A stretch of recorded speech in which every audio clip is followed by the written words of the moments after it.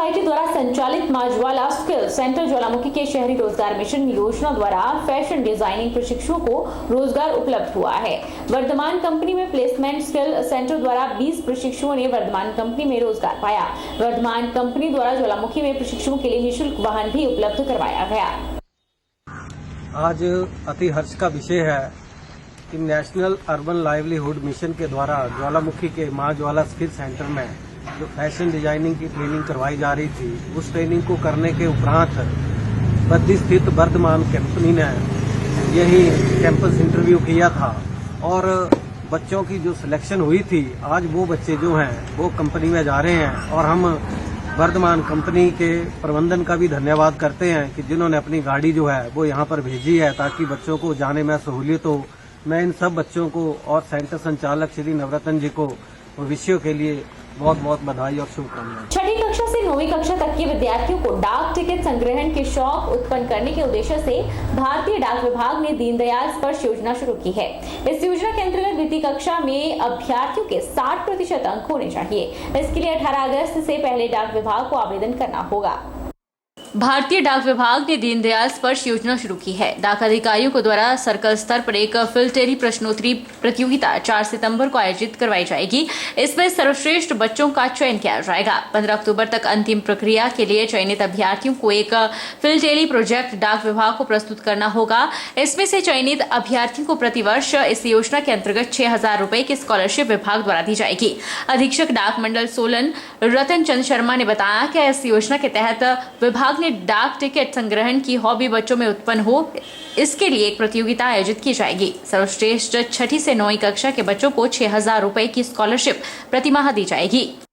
ये प्रतियोगिता में हम जो चयनित बच्चे होते हैं उनको 6,000 रुपए प्रति वर्ष स्कॉलरशिप देते हैं और इसके चयन की प्रक्रिया के लिए उसको 2 फेजेज से गुजरना होता है। जो पहला फेज है उसमें एक क्विज में उसको बच्चे को पार्टिसिपेट करना होता है जो 50 क्वेश्चनों का रहता है और MCQ क्वेश्चन होते हैं और वहाँ से जो छंटनी होके बच्चे आगे जाते हैं उनको फिर एक फिलैटली से रिलेटेड प्रोजेक्ट सबमिट करना होता है और उसमें जो चयनित होते हैं उन बच्चों को जो है स्कॉलरशिप दिया जाता है। और इसमें प्रत्येक कक्षा के 10 बच्चों को हम चयनित करते हैं स्टेट स्तर पर या हम सर्कल स्तर पर। इसमें जो अभी हमने प्रविष्टियाँ मांगी है ये 1/7 से लेके और 4/9 तक हमने प्रविष्टियाँ इसमें मांगी है। बच्चा जो अप्लाई कर सकता है उसकी एलिजिबिलिटी यही है कि वो 6ठी से 9वीं के बीच पढ़ने वाला होना चाहिए, उनके स्कूल में एक फिलैटली का क्लब होना चाहिए और यदि वहाँ फिलैटली का क्लब नहीं है तो उस बच्चे का एक हमारे पास फिलैटली डिपॉजिट खाता होना चाहिए।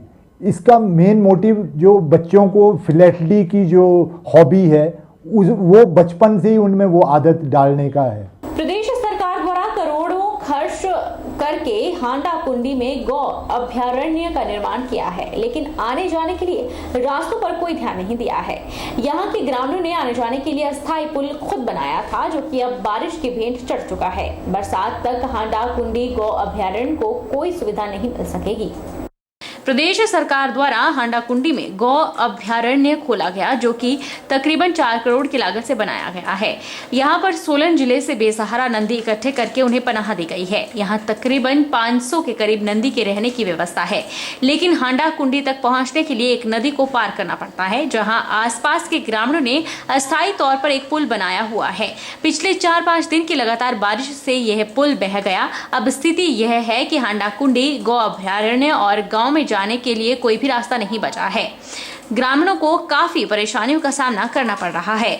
गौ अभयारण्य में ना तो नंदियों को चारा पहुंचाया जा सकता है और ना ही कोई मेडिकल सुविधा दी जा सकती है। हालांकि नालागढ़ के वरिष्ठ चिकित्सक बीबी करकरा द्वारा मौसम और हालात को समझते हुए तकरीबन 1 महीने का चारा गोदाम में पहले ही इकट्ठा कर लिया गया था और एक फार्मासिस्ट वहां परमानेंट तैनात कर दिया था, लेकिन फिर भी पुल टूटने से अन्य सुविधाओं से नंदी वंचित रह जाएंगे और अगर बरसात 1 महीने से ज्यादा चलती है और हालात ज्यादा खराब हो जाते हैं तो हांडा कुंडी में रह रहे पशुओं को काफी मुश्किलों का सामना करना पड़ सकता है। तो हम लोगों ने अभी तो 1 महीने तक की तूड़ी का भंडारण कर लिया है उसमें एडवांस में, लेकिन अगर यही सिचुएशन रही तो हमारे लिए बहुत मुश्किल हो जाएगा। बल्कि जो आसपास के जो गांव लगते हैं हांडा कुंडी के उस तरफ, वो नदी के सरसा नदी के उस पार, उनके लिए भी काफ़ी दिक्कतें हैं। आज मैं गया था वहाँ पे तो वो लोग भी काफ़ी परेशान थे, उनको बड़ा मुश्किल है आना जाना वहाँ पे। तो मेरी तो ये रहेगी कि वहाँ पर अगर पुल परमानेंट सा लग जाए कोई तो ज़्यादा बढ़िया रहेगा। तो वहाँ पर हमारा एक फार्मासिस्ट है, वहीं पर रहता है वो, तो अभी चिकित्सा संबंधी और फिलहाल उनके खाने पाने के लिए, खाने पीने के लिए पर्याप्त है हमारा भंडारण। ज्वालामुखी उपमंडल के अंतर्गत पंचायत हड़ोली के गांव लाहड़ू में दोपहर उस समय लोगों में दहशत का माहौल पैदा हो गया जब एक विशालकाय 3 मीटर लंबा अजगर घरों में नजदीक देखा गया, जिसके तुरंत बाद ग्रामीणों ने इसकी सूचना वन विभाग को दी और वन विभाग की टीम भी तुरंत गांव में पहुंच गई। वन विभाग की टीम ने अजगर पर काबू पाया और गांववासियों को डर के माहौल से छुटकारा दिलाया। टीम ने अजगर को पकड़कर दूर जंगल में सुरक्षित स्थान पर छोड़ दिया। सुबह मुझे ग्राम पंचायत हरोली की प्रधान का फोन आया कि उनकी ग्राम पंचायत के अंतर्गत टीका लाड़ू में एक अजगर निकला हुआ है। मैंने उसी time Shri Bhupendra Singh deputy ranger व श्री राजेश कुमार डिप्टी रेंजर की अगुवाई में एक रेस्क्यू टीम का गठन किया और रेस्क्यू टीम ने उसे लाड़ू में जाकर के अजगर को रेस्क्यू करके जंगल में ले जाकर के सुरक्षित स्थान पर छोड़ दी गया है। बिलासपुर पुलिस विभाग में कांस्टेबल के 74 पदों पर भर्ती के लिए लिखित परीक्षा का आज आयोजन हुआ, जिसके लिए जिला में 8 परीक्षा केंद्र बनाए गए। वहीं इन परीक्षा केंद्रों में 4 लेयर सिक्योरिटी का बंदोबस्त किया गया।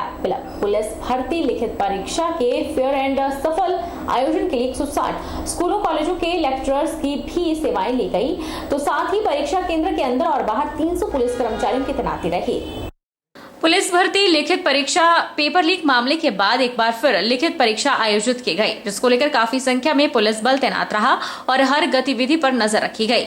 वहीं लिखित परीक्षा देने पहुंचे अभ्यर्थियों में खुशी का माहौल है और सुबह 9 बजे से ही वह परीक्षा केंद्रों पर पहुंच गए। परीक्षा केंद्रों के बाहर सुबह से ही अभ्यर्थियों की भारी भीड़ देखने को मिली, जिनकी ड्यूटी पर तैनात पुलिस कर्मियों ने कड़ी चेकिंग के बाद ही उन्हें परीक्षा केंद्रों में प्रवेश दिया। लिखित परीक्षा देने आए अभ्यर्थियों का कहना है कि वह सुबह से ही अपने घरों से परीक्षा केंद्रों के लिए HRTC बस में रवाना हुए थे और अपना एडमिट कार्ड दिखाने के बाद उनसे टिकट के पैसे भी नहीं लिए गए। साथ ही अभ्यर्थियों का कहना है कि इस बार वह पूरी तैयारी के साथ परीक्षा देने आए हैं और उन्हें पूरी उम्मीद है कि पिछली बार की तरह पेपर लीक नहीं होगा और इस बार भर्ती प्रक्रिया पूर्ण हो जाएगी। हम यहाँ पे पुलिस का पेपर देने आए हैं और पिछली बार थोड़ा सा रह गया था, लेकिन इस बार पूरी तैयारी है। अब देखते हैं क्या होता है। कैसे पहुंचा गए? हम तो बोर्ड से आया अभी ऋषिकेश से। हाँ जी, पूरी तैयारी करके आए? जी जी, उम्मीद है इस बार? जी जी जी, बहुत बढ़िया लग रहा है। दूसरा मौका मिला फिर से, जो नहीं हुआ तो अभी हो जाएंगे जी। किस तरह की तैयारी है? ठीक ही है, क्या लगेगा पेपर देख के पता कैसे। गौरतलब है कि बिलासपुर में पुलिस कांस्टेबल के 74 पदों पर भर्ती के लिए 4185 अभ्यर्थियों को एडमिट कार्ड भेजे गए थे।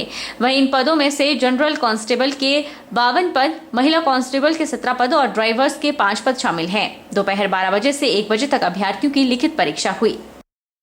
करीब 400 साल पुराने ऐतिहासिक शहर नाहन में भगवान जगन्नाथ की विशाल रथ यात्रा निकाली गई। इस रथ यात्रा में हजारों की संख्या में लोगों ने भाग लिया। नाहन से शुरू हुई विशाल जगन्नाथ रथ यात्रा पूरे शहर की परिक्रमा करते हुए वापस जगन्नाथ मंदिर में पहुंचे। इस दौरान पूरा शहर भगवान जगन्नाथ के जयकारों से गूंज उठा।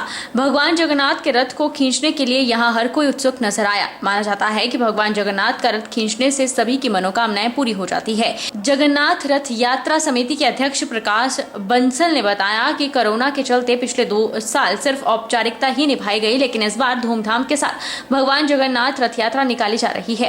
उन्होंने कहा कि इस रथ यात्रा में हजारों की संख्या में लोग देश और प्रदेश के विभिन्न हिस्सों से भाग लेते हैं और हर साल यात्रा में पहुंचने वाले लोगों की संख्या लगातार बढ़ रही है।